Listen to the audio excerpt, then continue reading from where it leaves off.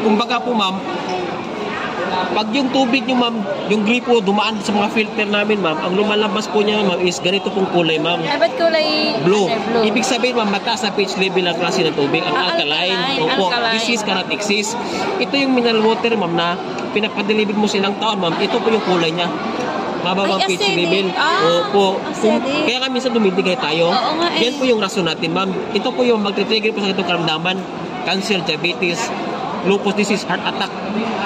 Ma'am, ilang years ka umiinom ma'am, sabi ng doktor, ethylene addict. Tingnan mo ma'am, mahilig ka sa mga processed food, milk tea, tingnan mo. Meron din kaming filter sa bahay, kaya lang ang filter namin. Parang ganito yun ma'am. Tatlong klase lang. Tingnan mo ma'am, dilaw pa rin ma'am. Pero pag inuman mo ng alkaline ma'am, in just a few weeks lang ma'am.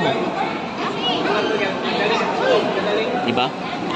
Oo. Hindi siya magic ma'am, kumbaga ma'am, binabalance po yung ating kasi sa katawan. Kaya po ma'am, maganda sa katawan kasi ito ma'am, benefits talaga siya ma'am. Kumbaga ma'am, water therapy siya ma'am. Kaya nga eh. O, investment sa katawan natin ma'am. Kasi aanin naman natin yung pera natin ma'am. Kung magkakasakit tayo, doon na mapupunta sa gamot, di ba? Ito ma'am, water therapy.